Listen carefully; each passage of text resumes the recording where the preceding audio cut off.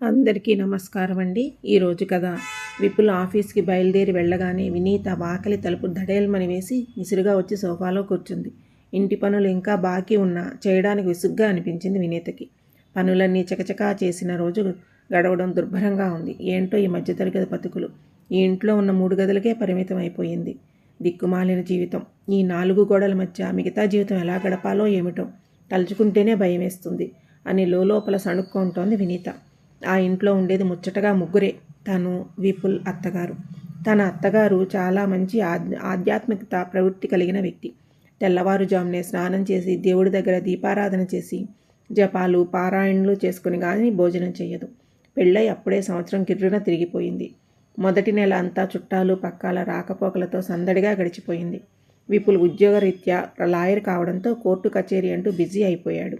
సెలవు రోజుల్లో కూడా తనతో సమయం గడపడానికి వీలు లేనంతగా ఏవో పనుల్లో మునిగి తేలుతూ ఉంటాడు. సినిమాలకు వెళ్ళడం, సరదాగా తిరిగి రావడం, స్నేహితులతో కాలక్షేపం చేయడం అంటే అతనికి అస్సలు ఇష్టం ఉండదు. తనకి మాత్రం ఎంతో ఇష్టం. కానీ విపుల్ అందుకు పూర్తిగా భిన్నమైన మనస్తత్వం కలిగినవాడు. తనకేమో సినిమాలు షికార్లు లేని బతుకు కూడా ఒక బతుకేనా అని విరక్తి కలుగుతుంది. తన దృష్టిలో జీవితం అంటే పండుగ లాంటిది. ప్రతిరోజు సంతోషంగా సందడిగా గడపాలని అనిపిస్తుంది. విపుల్ తన సంతోషానికి సరదాలకి ఎన్నడూ అడ్డు చెప్పలేదు. తన పుట్టింది పెరిగింది ముంబై మహానగరంలో. తన స్నేహితురాళ్ళనందరినీ వదిలిపెట్టి ఈ చిన్న ఊళ్ళో ఉండాల్సి వచ్చింది. ఇప్పటి వరకు ఆత్మీయంగా పలకరించి ఒక్క స్నేహితురాలు దొరకలేదు. సినిమాలు షికార్లు అంతకన్నా లేవు. ఇక్కడ వాళ్ళందరూ చాలా సాంప్రదాయంగా ఉంటారు. గృహిణులు అందరూ కూడా వారి వారి సంసార జీవితంలో తృప్తిగా ఉన్నట్లు కనిపిస్తారు. తన అత్తగారు కూడా ఇక్కడే జీవితమంతా గడిపింది కనుక ఆవిడ మనస్తత్వం కూడా మిగతా స్త్రీలలాగానే ఉంటుంది. అత్తగారికి ఉల్లి వెల్లుల్లి అస్సలు పడదు. అవి లేకుండానే వంట పూర్తి చేసేది. ఆవిడికి ప్రతిరోజు వేళ పట్టున భోజనం వడ్డించేది.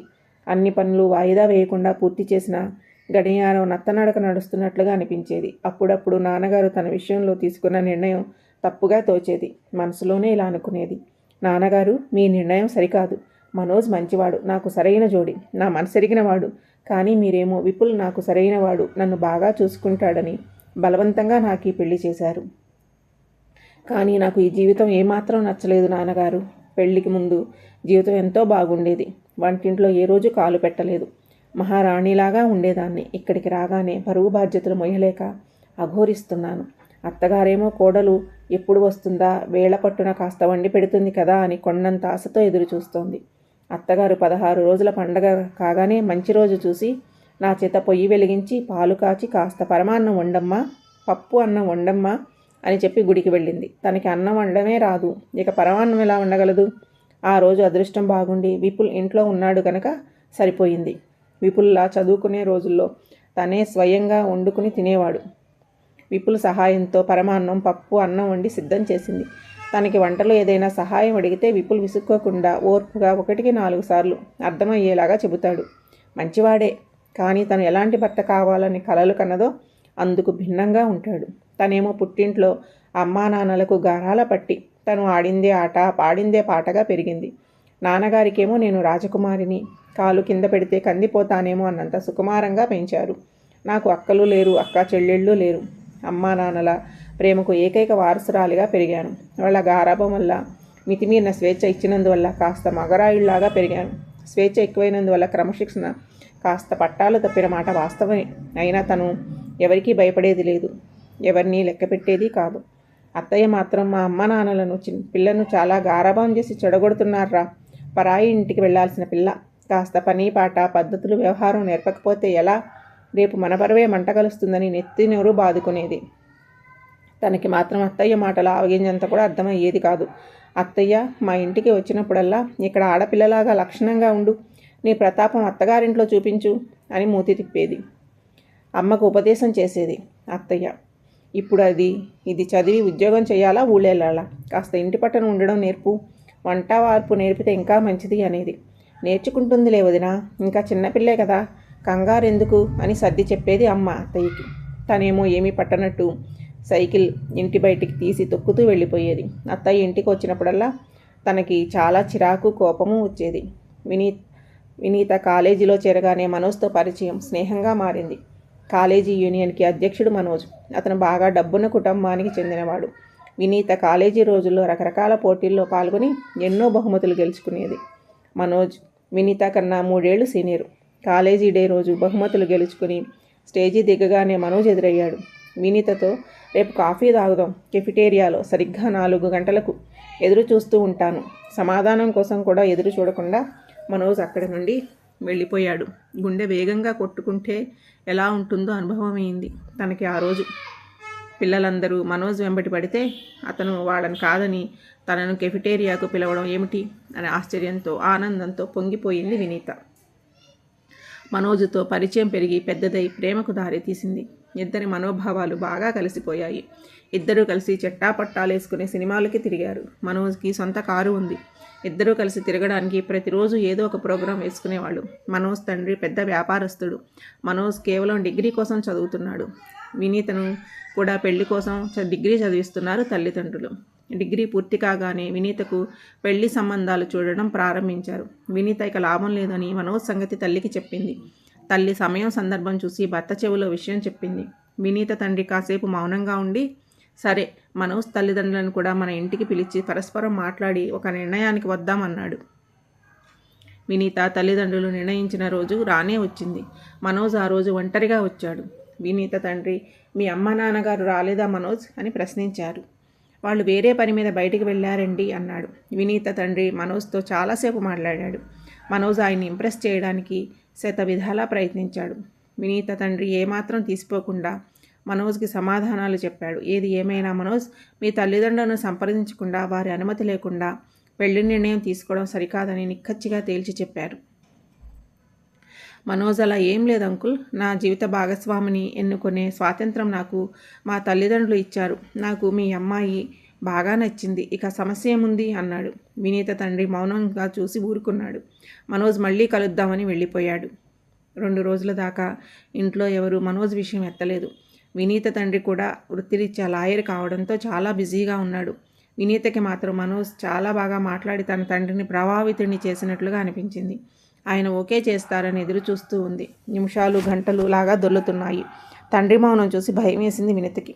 పోనీ ఎదురుగా వెళ్ళి అడుగుదామంటే ధైర్యం చాలట్లేదు. ఆ 2 రోజులు చాలా భారంగా గడిచాయి. 3వ రోజు వినీత తండ్రి సాయంత్రం కోర్టు నుండి వచ్చాక వినీతను తన రూంలోకి పిలిచాడు. వినీత కొంచెం బెరుకుగానే లోపలికి వెళ్ళింది. వినీత తండ్రి, ఇలా రా, కూర్చో. నీకు నా మీద నమ్మకం ఉందా అని ముక్కుకు సూటిగా ప్రశ్నించాడు. నేను ఏ నిర్ణయం తీసుకున్నా నీ మేలు కోరి బాగా ఆలోచించి తీసుకుంటాను. నీకు తెలుసు కదా అని వినీత కళ్ళకేసి చూశాడు. వినీత భయపడుతూ అవునన్నట్లుగా తల ఊపింది. చూడమ్మా వినీత, నేను లోకం చూసిన వాణ్ణి. అనుభవ జ్ఞానంతో చెబుతున్నాను. మనోజ్ సరైన వ్యక్తి కాదు. నీకు నమ్మశక్యం కాకపోయినా ఇది నిజం. మనోజ్ గురించి వాకపు చేశాను. అతను నమ్మదగిన వాడు కాదు అని తేలింది. నీకు భర్తగా ఉండే యోగ్యత అతనిలో లేదు అని బల్లగుద్ది చెప్పాడు. వినీత తండ్రికి ఎదురు చెప్పలేక గుడ్ల నీరు కుక్కుకుంటూ మౌనంగా గది బయటకు నడిచింది. వినీత సమయం చూసి తల్లితో తండ్రి అన్న మాటలు చెప్పింది. తల్లి, చూడమ్మా వినీత, మీ నాన్నగారు మనోజ్లో ఏది చూశారు గనుకే బాగా ఆలోచించి నిర్ణయం తీసుకుని ఉంటారు. నువ్వు మనసు మార్చుకుంటే మంచిదని తల్లి కూడా తండ్రి అభిప్రాయాన్ని ఏకీభవించింది. వినీతకు అంతా అయోమయంగా అనిపించింది. తల్లి తండ్రి ఇద్దరూ కూడా తనను ప్రేమిస్తారు. తన మంచి గురించి, తన భవిష్యత్తు గురించి ఆలోచిస్తారు. వినీత ప్రమేయం లేకుండానే విపుల్తో వివాహం నిశ్చయించారు తల్లిదండ్రులు. విపుల్ లా చదువు పూర్తి చేసి కొత్తలో తన తండ్రి దగ్గర జూనియర్గా చేరి ట్రైనింగ్ తీసుకున్నాడు. మీరట్లో తన తండ్రి కట్టించిన ఇంట్లో తల్లితో పాటు ఉంటున్నాడు. వినీత తండ్రి విపుల్ని ముంబైకి పిలిపించి వినీతతో పెళ్లి విషయం ప్రస్తావించాడు. వినీతను పరిచయం కూడా చేశాడు. ఇద్దరు చాలాసేపు మాట్లాడుకున్నారు. వినీత చక్కగా కుందనపు బొమ్మలాగా ఉంటుంది. కాస్త పట్టుదల మనస్తత్వం ఉన్నా ఆమె అమాయకత్వం విపుల్ని ఆకర్షించింది. మనోజ్తో పోలిస్తే విపుల్ చాలా బాగుంటాడు. కానీ ఎందుకో తను పెళ్లి చేసుకుంటున్నది మనోజ్ని కాదు, విపుల్ని అన్న విషయం జీర్ణించుకోలేకపోతుంది వినీత. ఆమె మనసు మనోజ్ వైపే లాగుతూ ఉంది. వినీత తల్లిదండ్రులు మంచి ముహూర్తం చూసి విపుల్ వినీతల పెళ్లి ఘనంగా చేశారు. వినీత మాత్రం ఉత్సాహం లేకుండా తోలు బొమ్మలాగా పెళ్లి పీటల మీద కూర్చుని యాంత్రికంగా పెళ్లి తంతు పూర్తి చేసింది. పెద్దలు మంచి రోజు చూసి విపుల్ని వినీతను మీరట్కి కాపురానికి పంపించారు. సంవత్సరం పాటు ఎలాగోలా 4 గోడల మధ్య గడిపింది. ఇక తనలో ఓర్పు రోజురోజుకి సన్నగిల్లడం గమనించింది. జీవితం ఇంత డల్గా బోరింగ్గా ఉంటుందని అస్సలు ఊహించలేదు. ఇలా యాంత్రికంగా బతకడం తన వల్ల కాదు అనిపించింది. వినీతకు ఎంత వద్దనుకున్నా గతం కళ్ళ ముందు తిరుగుతోంది. చీటికి మాటికి తండ్రి తీసుకున్న నిర్ణయం తప్పుగా తోస్తోంది. మీరు నా విషయంలో చాలా తప్పు చేశారు నాన్న. మీరు అనుకున్నట్టు నేను మనోజ్ తోటి సుఖంగా ఉండలేననుకున్నారు. కానీ మనోజ్ నన్ను ఎప్పుడూ నవ్విస్తూ కవ్విస్తూ సరదాగా ఉండేవాడు. మనోజ్తో గడిపిన ప్రతి క్షణం నా జ్ఞాపకాల్లో పదిలంగా ఉంది. ఆ రోజులన్నీ ఎంతో సంతోషంగా సరదాగా గడిచేవి. నాకెందుకో మీ పైన విపరీతంగా కోపం వస్తుంది. విపుల్తో పెళ్ళి నాకు ఇష్టం లేకపోయినా నా మాట పెడచెవిన పెట్టి పెళ్లి చేశారు.